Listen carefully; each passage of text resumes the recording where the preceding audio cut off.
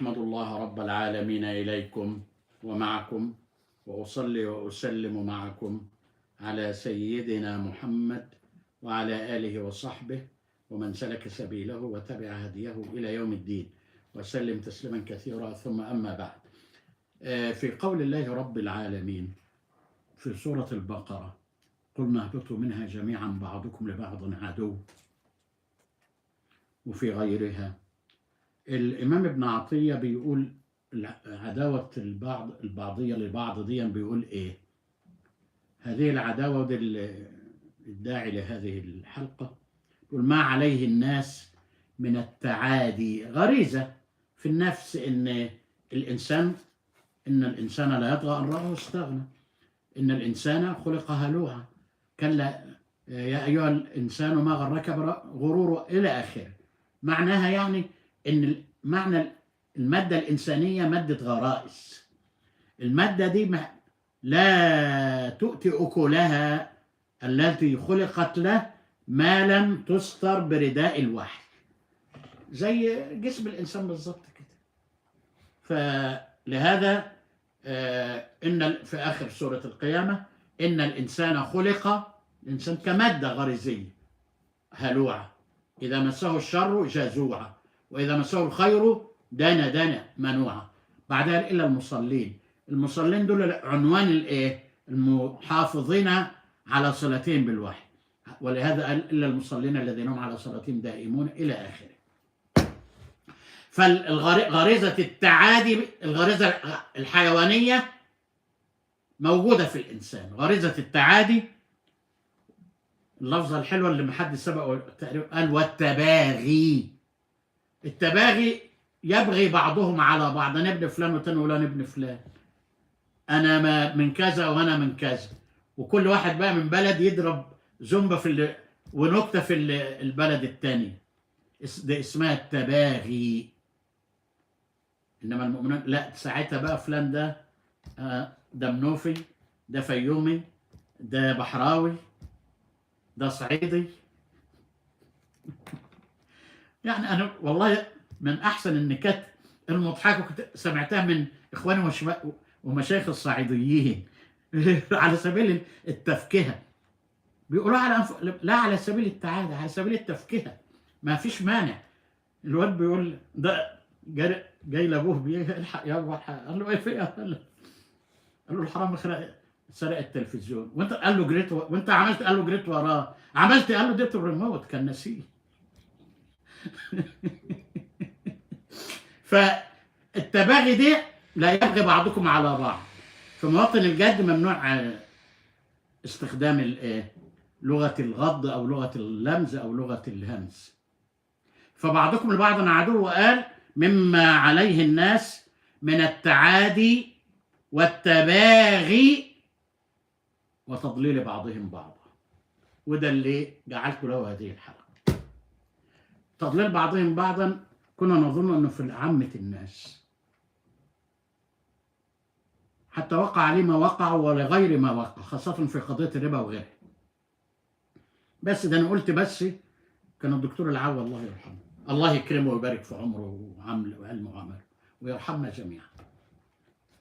الثاني مقدم بتاع دي المذكرة للقاضي، إن فمن ضمن الاتهامات ليا ان انا بسخر منه، لان قلت لا فضه فوق، قال الشيخ لا فضه فوق.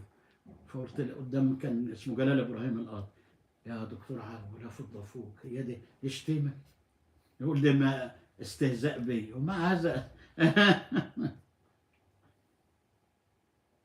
ده بيسميه تضليل بعضهم بعض. ما ينفعش يجي حكم يقول.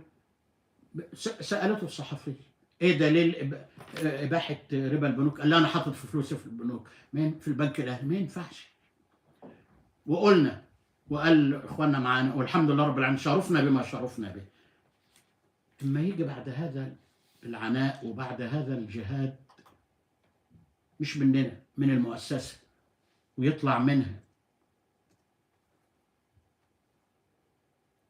من نشر له على وسائل الاتصال والمواقع الاتصال القول بأن قرض الاقتراض من البنك لا يعد ربا؟ أقول له مش خايف من ربنا؟ اعمل حساب لأخلاقك، وفي للمؤسسة، بلاش يا شيخ توفر ربنا. المؤسسة ما غدرت وما خانت وما قصرت، الحمد لله. شوفوا، علشان بس ما ارجعش للكلام ده تاني وما تسألش فيه تاني، ده قرارات وتوصيات مؤتمرات مجامع البحوث الإسلامية، وهجيبها لكم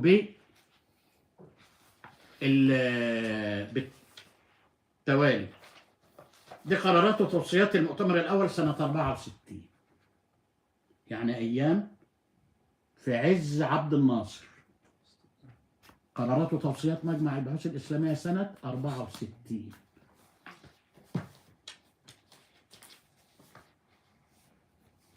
في صفحة 28: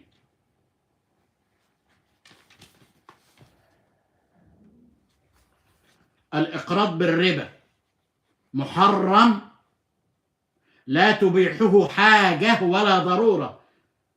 والشيخ عارف الفرق بين الحاجة والضرورة. الضرورة إذا لم أفعلها أصابني ضرر في حياتي، يقول لي الربا لا يباح للضرورة. هموت من الجوع، يقول لي الشرع أباح لك تاكل الميت. الشرع أباح لي أكل الميت، الشرع أباح لي أكل من لحم الكلب والخنزير، إنما أقترض بالربا قال لي لا. أقول لقد وفى الأزهر ووفى المؤسسة ووفى العلماء، فاللي يجي ويدعي غير ذلك أسأل الله رب العالمين أن يهتك ستره إن لم يتب، وأن يفضح سره، وأن ينجي الملة والأمة منه ومن مكر. نقول ده صفحة 28 خاص بالمعاملات المصرفية. بيقول الفائدة، قرر المؤتمر بشأن المعاملات المصرفية ما يلي، وده صار بمكانة الإجماع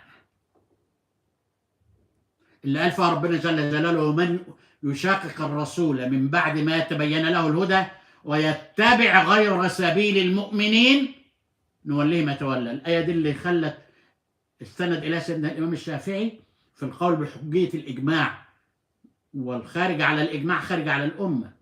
قال ومن يشقق يعني كأنها عصاية شقت، بقى في شق لله ورسوله وشق للهوى. فبيقول ده الكلام ده سنة كام؟ ونقول تاني 64، مش كده يا ابني؟ سنة 64 المؤتمر الأول.